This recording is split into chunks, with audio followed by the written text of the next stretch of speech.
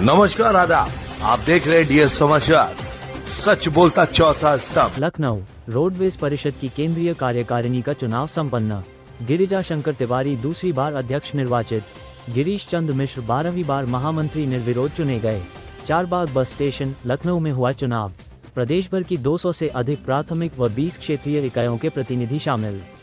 चुनाव अधिकारी रहे घनश्याम यादव, मुख्य अतिथि मनोज कुमार मिश्र। रविंद्र कुमार बरेली वरिष्ठ उपाध्यक्ष बने। अरविंद कुरील, गुलजार अहमद, महेश राय, सुरेश पांडेय उपाध्यक्ष निर्वाचित। संजय राणा अपर महामंत्री बने।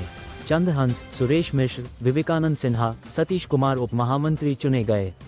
बीके शुक्ल कोषाध्यक्ष, धर्मेंद्र सिंह संगठन मंत्री, वेदरत्न वर्मा प्रचार मंत्री निर्वाचित।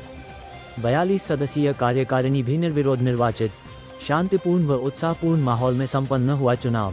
संवाददाता सुभाष चंद्र, आप देख रहे हैं डीएस समाचार। हमारे चैनल को लाइक और सब्सक्राइब करना ना भूले। चुनाव हुआ है और निर्विरोध चुने गए पदाधिकारी, क्या बता रहे हैं, क्या समस्याएं हैं विभाग में, इसके लिए पहले कार्य किया जा रहा है? रोडवेज कर्मचारी संयुक्त परिषद की 200 से अधिक प्राइमरी इकाइयों के, प्राथमिक इकाइयों के चुनाव जुलाई के महीने में और फिर उनसे निर्वाचित प्रतिनिधियों द्वारा 20 क्षेत्रीय इकाइयों निगम मुख्यालय के चुनाव पिछले महीने अगस्त के महीने में संपन्न हुए और वहां से निर्वाचित प्रतिनिधियों की आज केंद्रीय कार्यकारिणी के चुनाव है तो यहाँ बैठक संपन्न हुई, जिसमें निर्विरोध अध्यक्ष आदरणीय गिरिजा शंकर तिवारी जी और महामंत्री मैं गिरीश चंद्र मिश्र चुना गया। इसके साथ ही एक वरिष्ठ उपाध्यक्ष, एक अपर महामंत्री, 4 उपाध्यक्ष, 4 उप महामंत्री, एक संगठन मंत्री, एक कोषाध्यक्ष और एक प्रचार और सांस्कृतिक मंत्री, इस प्रकार 15 पदाधिकारियों का निर्वाचन हुआ और पूरी कार्यकारिणी 57 पदाधिकारियों की बनी है। आने वाले अभी दिनों में अतिशीघ्र हम इस कार्यकारिणी के औपचारिक रूप से बैठक आहूत करेंगे और उस बैठक में जो परिवहन निगम और इसके कर्मचारियों की जो ज्वलंत समस्याएं हैं, जैसे परिवहन निगम की सबसे बड़ी समस्या इस वक्त है डग्गामारी, जो अनऑथराइज्ड फ्लाइंग हो रही है, उसकी वजह से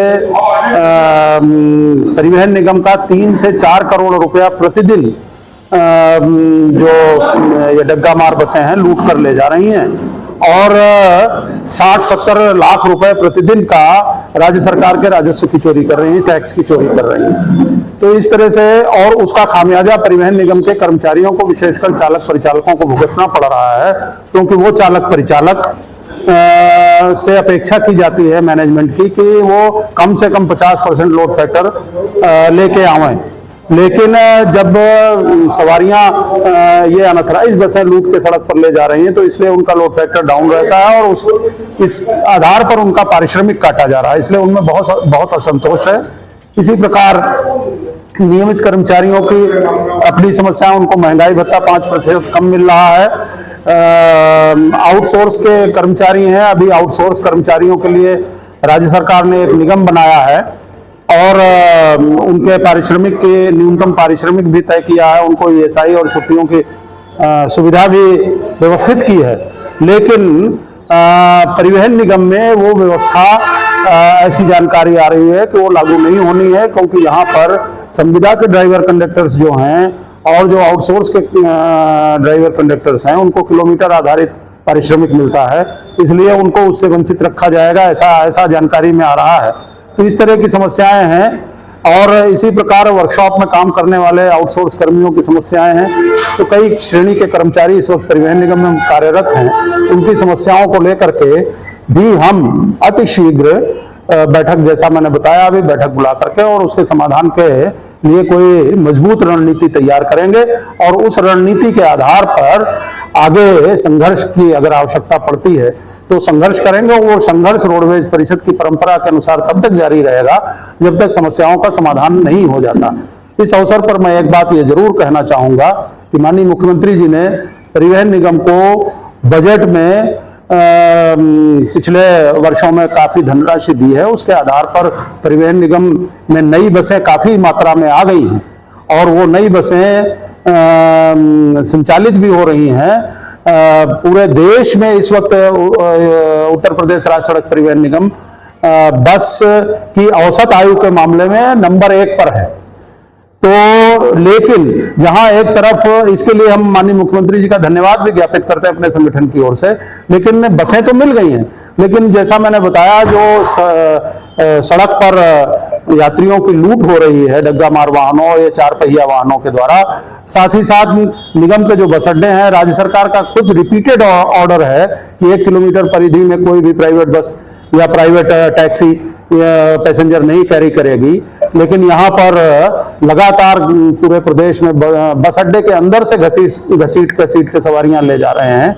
ये स्थिति लॉ एंड ऑर्डर के लिए चुनौती है। मैं समझ रहा हूँ यहाँ पर माननीय मुख्यमंत्री जी लॉ एंड ऑर्डर का सख्ती से लागू करने के लिए जाने जाते हैं, लेकिन सड़क परिवहन क्षेत्र में, यात्री सड़क परिवहन क्षेत्र में ये बिल्कुल शून्य दिख रही है।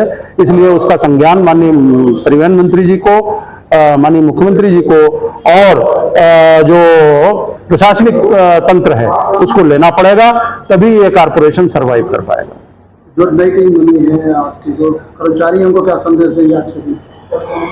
रोडवेज कर्मचारी संयुक्त परिषद सामूहिक समस्याओं के समाधान कराने के लिए जानी जाती है। यह आम कर्मचारियों में चर्चा है। अपनी परंपरा, अपनी नीति, सिद्धांत और कार्यक्रम के अनुसार यह नवगठित टीम भी आगे काम करेगी। समय और परिस्थिति के अनुसार उनकी समस्याओं के समाधान के लिए जो कुछ भी बन पड़ेगा वो अनुशासित ढंग से कानून के दायरे में रहकर रोडवेज परिषद करने का प्रयास करेगी।